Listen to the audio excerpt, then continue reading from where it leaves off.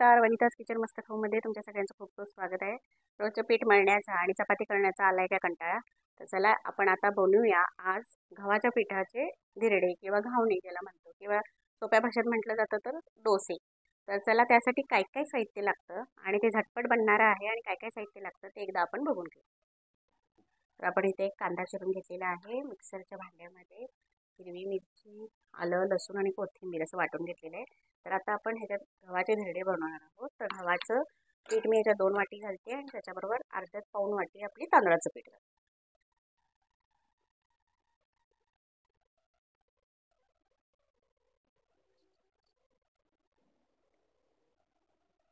आता मी ह्याच्यात गव्हाचं पीठ घेतलेलं आहे, बघू शकता। आता ह्याच्यात मी थोडंसं तांदळाचं पीठ घालते। यातच घालूया एक अर्धा चमचाभर हळद,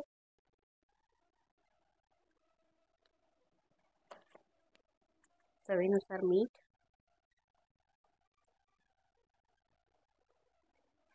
आणि आपलं जे हे वाटण आपण वाटून घेतलेलं आहे ते ह्याच्यात घालायचं।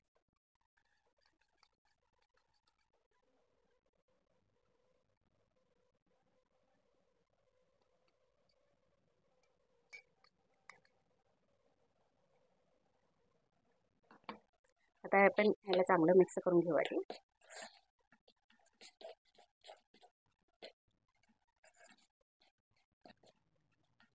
आणि ह्याच्यात थोडं थोडं पाणी घालून आपण आपल्याला जसं बॅटर फार पातळ नाही फार घट्ट नाही असं बनवायचं आणि 5 मिनिटं झाकून ठेवायचं। हे मिक्सरच्या भांड्यातच पाणी घेतलेलं आहे।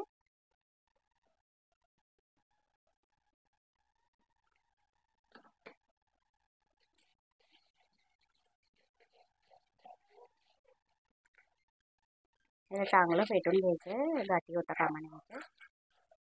आणि थोडंसं पाणी लागणार आहे म्हणा, मी वरून परत घालते।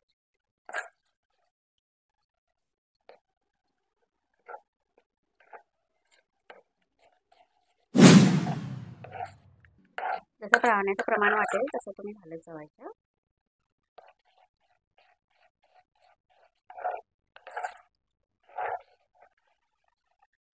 आता ह्याला आपण छान मिक्स केलेलं आहे। आता 5 मिनिटं ह्याला झाकून ठेवूया आणि मग आपण आपले घावणे किंवा धिरडे जो आपण म्हणतो ते करायला सुरू करू। आता मी इथे नॉनस्टिकचा तवा ठेवलेला आहे, तापलेला आहे तो, छान तेल लावून घेते आणि आपल्याला आता घावणे बनवायला तयार करायचे।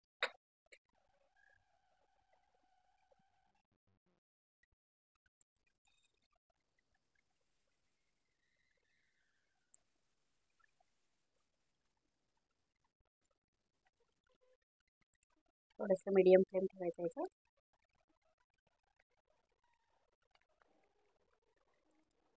झाकण्याची आवश्यकता नाही आहे, झाकलं तरी चालतं, नाही झाकलं तरी चालतं।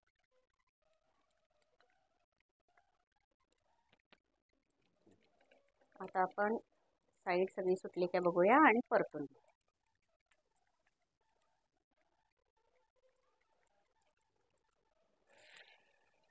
खूप छान जाळीदार असे आपले गव्हाच्या पिठाचे घावणे होत आहेत। खूप खमंग वास सुटला याचा, होणार झटपट आणि खायलाही लागणार एकदम छान आणि चविष्ट। तर अशाच प्रकारचे आपले घावणे, धिरडे किंवा डोसे म्हणा गव्हाच्या पिठाचे झालेले आहेत। हे बघा जाळी सुद्धा खूप छान सुटलेली आहे याला आणि झटपट बनणारे आहे। रोज रोज ती चपाती किंवा पीठ मळून कंटाळा आला असेल तर फक्त 5 ते 6 मिनिटांमध्ये होणारी ही रेसिपी आहे। मुलांनाही तुम्ही डब्यात आवर्जून देऊ शकता। छान लागतं, क्रिस्पी असतं, डोस्यासारखंच लागतं एकदम आणि हलकी फुलकी रेसिपी आहे, त्यामुळे तुम्हाला बनवायलाही काही त्रास नाही। तर अशाच माझ्या रेसिपीज जर तुम्हाला आवडत असतील तर माझ्या चॅनलला लाईक करा, शेअर करा, सबस्क्राईब करा आणि बेल नोटिफिकेशन आयकॉनला क्लिक करायला विसरू नका। धन्यवाद।